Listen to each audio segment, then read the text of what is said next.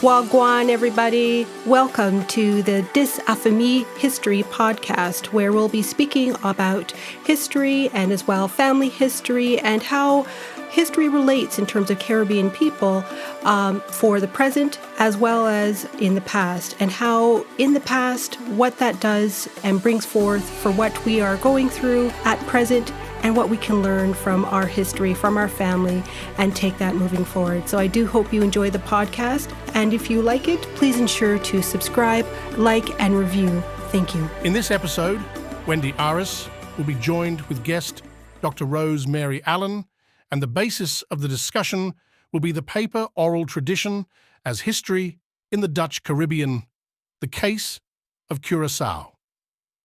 Dr. Rose Mary Allen is a cultural anthropologist and extraordinary professor of culture, community, and history at the University of Curaçao.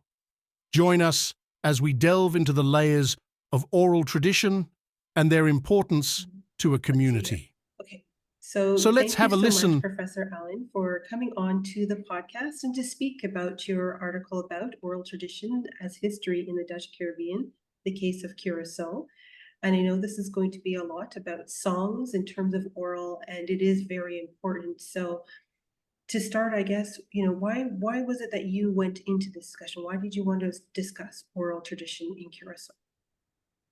Well, first of all, I would like to thank you for having me here and for showing interest in what I'm doing, in particular with regards to Curaçao. Because most of the time when we are thinking about the Caribbean, the Dutch Caribbean, particularly the Dutch Caribbean islands are a bit neglected. So I'm very honored that you're asking me to be part of this podcast. My concern for oral tradition and oral history has been from the fact that when I look at the historical documents, I don't see the perspective and the voices. I don't hear the voices of people who has been enslaved.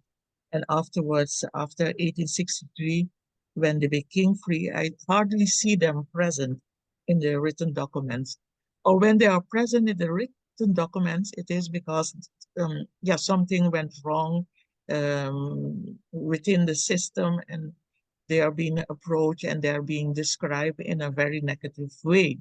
So for me, using oral tradition, that is talking with the older generation about their past, collecting their narrative, was very important in order to get an insight into how they themselves lived in the past, but also what type of information they could give me about the past of their relative and family. And in that case, I've been able to collect oral narratives of people with regard to their own life.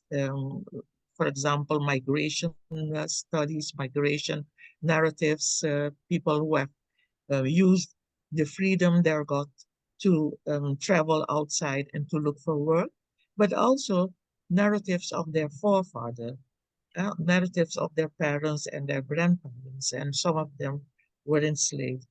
And I must say that with that, I continued the work of two people I consider pioneers in that object, who are Alice Juliana and Brandeker, Father Brandeker.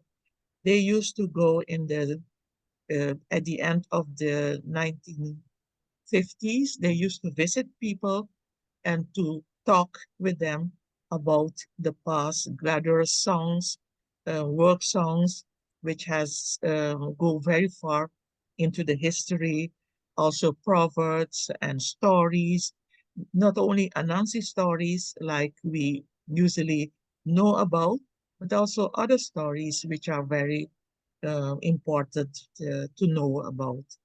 So I continued what they have done, and sometimes it was interesting to find out that I could gather the same information they had gathered some years before me, and so we can do comparative studies. That was something I found very important that I could be able to do.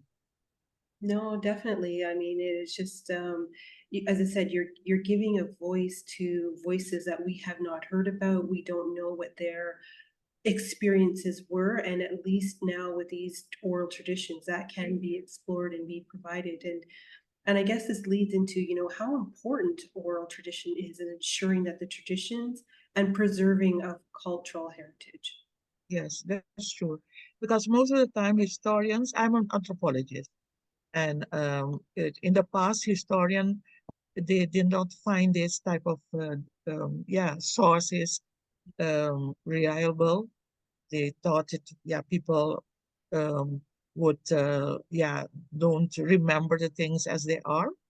But for me, as an anthropologist, I found they're important because they give some insight what people found important to remember, what for them was essential in their lives, and what they gave, they transmitted to the younger generation. So that's another way of looking at the oral tradition. What do people find so important that they save it as their historical memories?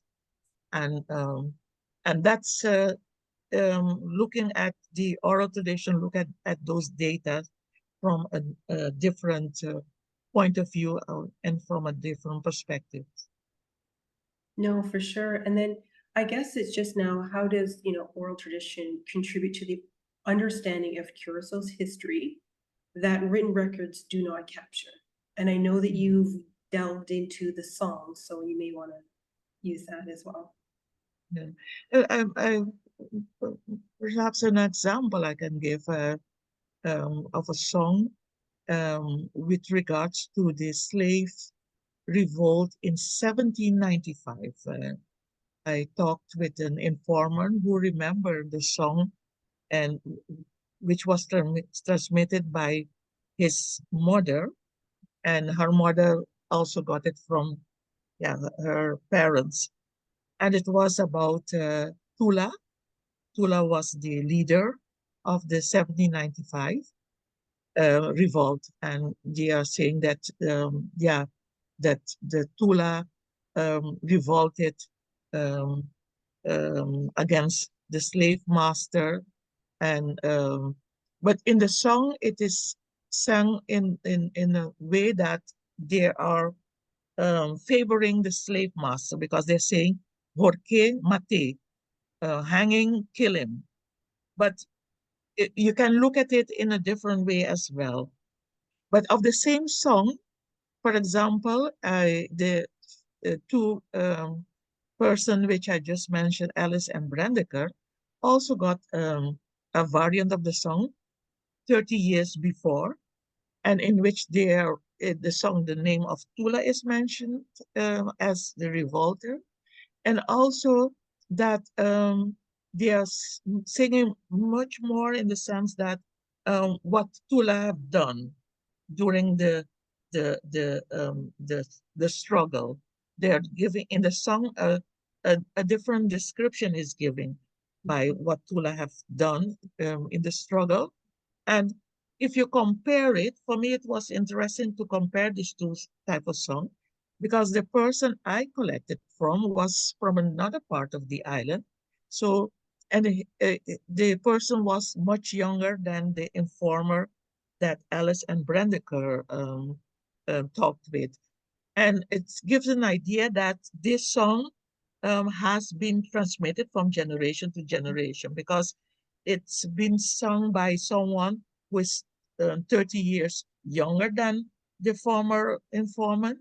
This meaning that it has been in a process of transmission. And the slight, perhaps the change in text, um, um, when you look at it, it is important also to know the language because it, like I said, in my variant, they are singing about hanging and killing Tula, but it can be in seen as a part of complying with this the slave master because to favor him in a certain way but not meaning exactly what you're saying, not giving the exact meaning as it's, if like you're saying it at that moment.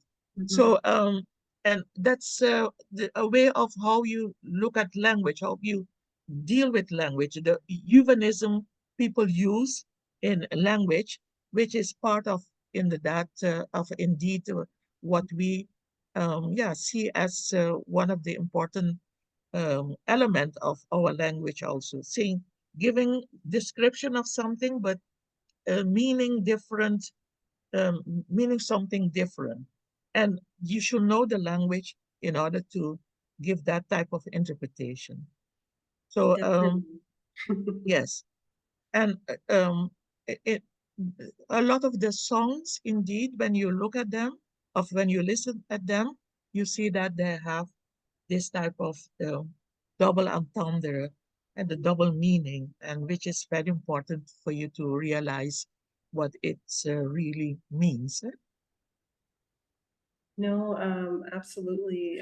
Words, definitely capture and say a lot of different things, and just for us Yeah. to be able to understand that. So, Professor Allen, with the how have the oral traditions shaped the identity and cultural heritage of the people of Curacao? I know that you've mentioned, using that song as one of them, but is there any other examples that you can provide? Yes, songs are very important indeed, but you also have stories, stories like myths and legend that people tells. We have the famous Nancy stories, Quentin and the Nancy, the story of Nancy, if you translate it literally. This is something which we share with the rest of the Caribbean. But we also have other types of stories. For example, stories which are very important and which also we share with the rest of the Caribbean are those about the ability of enslaved people to fly back to Africa. And, and these stories are combined with songs. Um, Salt plays a very important role in this in these stories, in the sense that those who ate salt were not able to fly back.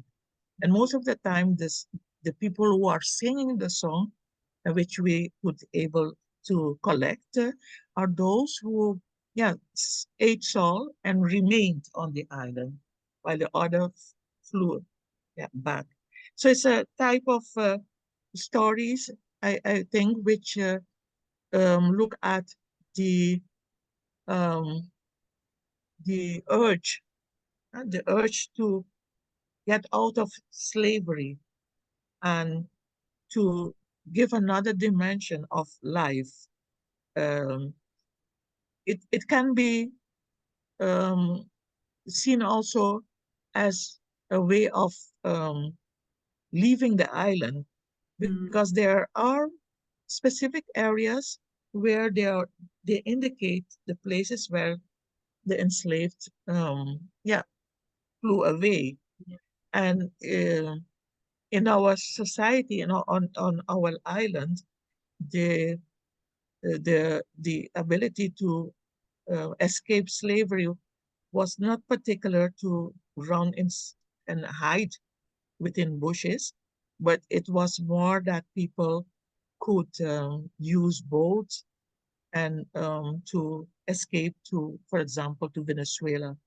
And also there are narratives of people who could escape and leave to Puerto Rico, um, having, for example, being able to have um, captains of boats who are sympathetic towards them, and they were able to hide into those boats and reach Puerto Rico. So there are stories of enslaved people who were able to escape the enslavement in Venezuela, Coro, because Coro is nearby Curacao. And there is even a place in Venezuela, in Coro, where it was called Curaçaoita, where many of the enslaved people, um, yeah, were living there. And they were even able to, of course, come with um, their ideas, their cultural heritage. For example, singing the tambu, which is the song and the ceremonies which are surrounded with the use of the drum. They were able to preserve that also in what is was called Curaçaoan. So they were able to bring about their cultural heritage. For example, in Puerto Rico, the, this group were so important that they were called Los Criollos de Curaçao. And there are songs which are also gathered in Puerto Rico, singing also the Papiamento language, showing that they were there in a large group because they were able to speak their language among themselves. And that shows that, yeah, they were able to preserve their language. So I think in the Caribbean, we are much more connected with each other than we are then we take it for granted. And I think this type of information are very important to inculcate so that we can see how connected we are in the Caribbean. Yes, I couldn't agree with you more on that point that we are very much so connected than we are really different. We may be on different islands, but way more connected than what is being indicated out there, right? So, and I know people, sorry, go ahead.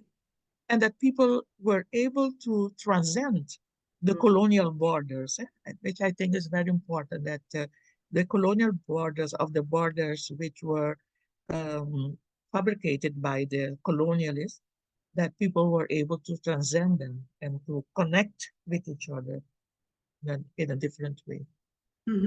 Oh, for sure. And then I guess, Professor Allen, in regard to the preservation of oral traditions, how has that impacted the local community in Curaçao? People are very proud of their oral tradition, and in the sense, nowadays, much more than in the past. And you're seeing that the educational system also focus on it. But I think it should be much more, because I think oral tradition can play a very important role in the connection between the elder and the younger generation. I um, in my lectures or in my classes, what I do is I ask students also to go to people of the older generation to ask questions about language, about different terms which were used with regards to certain elements or certain events, so that the connection between old and young can be there. I think that is very important and it should be done much more. But also, I think oral tradition is also important because it, like I said, it gives the perspective of uh, people who have not had the voice in the past, of people of whom we have learned to think that they don't have the capacity, that they're not on a high level of thinking, and which you see, for example, in their stories. Strength and resilience is very important. And I think that is something which we also from the other generation can learn from these oral tradition and from the older generation, the type of resilience they had. In spite of living in very bad situation, they still had the strength and the power to overcome certain aspect of life which are not, yeah, which were not positive at all, but they still were able to overcome and to resist them. So I think these are very important characteristics which should be part of the transmission to people, older generation, of the younger generation, sorry. But I must say that my conversation with the older generation was not only looking for historical or the result of speaking with the older generation, conversing with the older generation, was not only to get um, data, historical data, but I think it has been very important for me also because it has formed me as who I am as well. Because I experienced the resilience, experienced their strength, and it was also part transmitted to me in order to survive and in order to deal with um, struggles I personally had in my life. So it's a win-win situation in the sense that we I was able to gather historical data, very important indeed, but also it formed me as a human being. And that's something I think is one of the important elements of this oral tradition. The resilience that comes out of the stories, the the strength in solving some problems on your own, being able to solve your own problem, being able to focus on autonomy in spite of being discriminated, have been pushed in powerless situation. I think that's something which is very important to gather from these oral traditions. Well, No, definitely, these are powerful examples of what we can be able to do if we rely, what has happened in the past. And as you said, on these stories of examples of what people did to persevere and what they did to overcome, is just, as I said, it's just a very powerful example.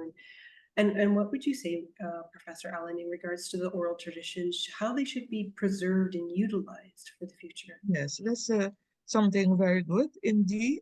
I think we should use the modern media at the moment. My my interviews are now being digitalized, which I think is very important for it to happen because I've my especially those interviews of the 70s and 80s, so you know how old I am, um, were done on audio cassette, and which is not so durable indeed, because you have to take into account the weather condition, the climate condition as well.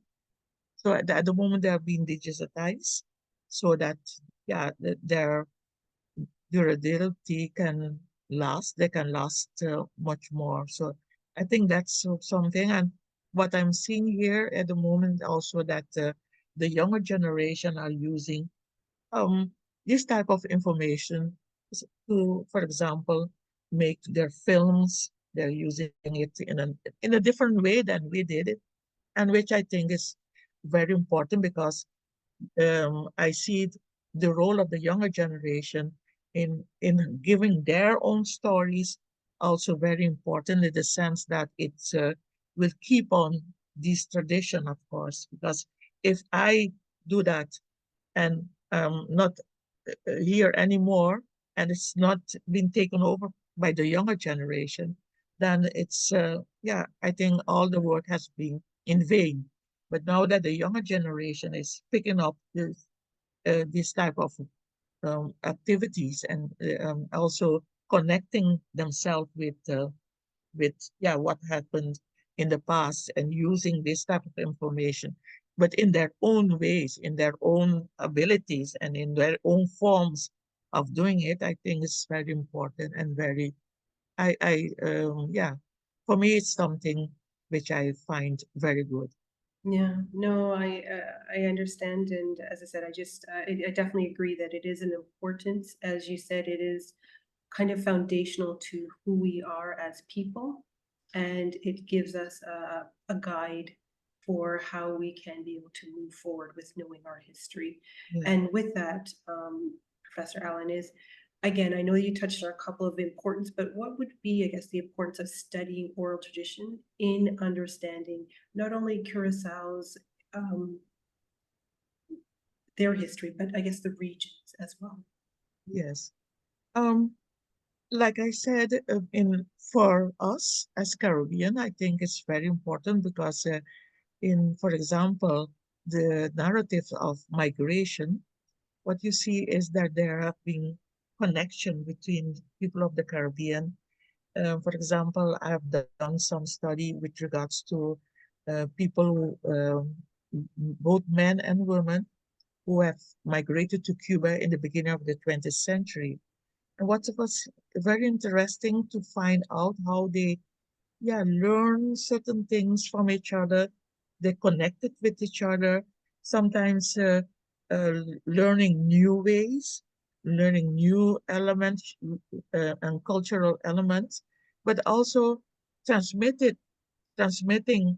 um, cultural elements which they brought, for example, in Cuba, to the people there. So this interconnectedness, I think, is very important. And also, I think globally, it's also very to look at, for example, our link, which has been neglected with the African continent.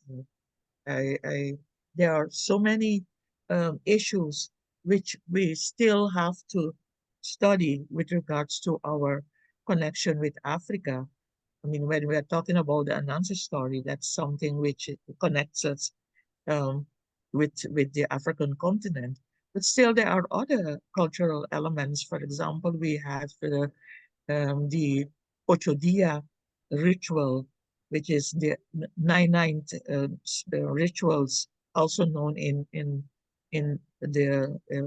Jamaica and some part of the Caribbean, that connect us within the Caribbean, but also with the African continent. Most of the time, when we are hearing about the oral tradition of our historical connectiveness, we are connected with Europe, but there is a large connection with Africa, which we are neglecting, and also for some society, also the connection with Asia. So there, the connectedness, the global connectedness, I think is very important, and to find all these elements, these cultural elements, which are still sometimes in the memory of people, have not um, not collected yet, but still in the memory of people. They are very important to to study them in order to safeguard them for the future. No, for sure. And as you said, the connectedness, whether it's to the continent of Africa, whether it's with Asia, it's all of these traditions that we share and we converse with, and we kind of say, oh, well, we know this as a different name, you have it as Yeah, this type of thing. So yeah, it's that as you said, the connectedness that we're all kind of linked together. And you know, what would you see, I guess what you, I guess is his other historians or researchers can learn from the case study in Curacao. Oh, sorry, Curacao. um, like I said in that, indeed, is the process of dealing, of the process of looking at the oral tradition, oral history, but because the oral history, oral tradition as historical data, they are, of course, you have to be critical to them as well, in the sense that when you are using them, how do you use them? How do you make sure that you're using them in a proper way? How do you make sure that you gather them, that you collect them in a proper way? I think that's the scientific and methodological part of it, I think, which is very important to discuss, not because it's something which has been transmitted. It's all it can be used just like that. You have to develop certain methodological mechanism in order to to look at them and to study them, I think. So in that sense, I think our contribution from Curaçao, where we have been working for some time with this type of data, can be very fruitful, can be yeah, important to do that in order to um, to look critically at the data you have collected, because sometimes indeed you can find someone A is saying something and the person B is saying something different. How do you connect these type of stories? How do you see those type of stories? It's not just looking at the stories on their own, but also to discuss and to critically examine these stories. And with stories, I mean also songs and all. So um, it's very important to evaluate this information in a more methodological form in order to look at what are these stories of what are these narratives telling us before you use them as methodological sources. No, absolutely. And it definitely goes into the whole theme of, with researching your family history Yeah, to use all of this information and to how that connects in and why certain things, you do from one generation to the next and knowing where yeah, that comes from, right? So, Professor Allen, as we end out this discussion, what would be your, I guess, your final thoughts for anyone to, use oral traditions and to be able to use that moving yes. forward? My final thoughts is to collect as much as possible, to do that, be critical, use the right methodological pattern for that, in so that you can really get what you want to. Um, but I think it's very important to do that. If you haven't collected yet, start collecting, and also um, within families. I think when you're busy with your family trees, it is very important. Oral history is and oral tradition is also very important. It gives the younger generation also a sense of pride to know what their ancestor did, that their ancestor were important in figures in their times. So I think for the younger generation, it gives them also a sense of pride in who they are, who their ancestor were, and who they have become at the moment. So I advise to do the collection, to work on the collection, to collect as much as possible, and also within families, that families start collecting their family history much more as a sense of identity and to as a sense of knowing who they really are. Yes, thank you so much, Professor Allen. I said I couldn't agree with more with what you're saying because it does provide a sense of completeness for who you are, as opposed to taking another narrative, Yeah. defining who you are as a person. So thank you so much for coming onto the podcast and for speaking onto this. It's been a pleasure. Thank you so much. Thank you also again for inviting me. You're welcome. Hoped you enjoyed this episode, and if you did, please make sure to like, follow, subscribe, and write a review for the episode wherever you listen to your podcasts. Thank you.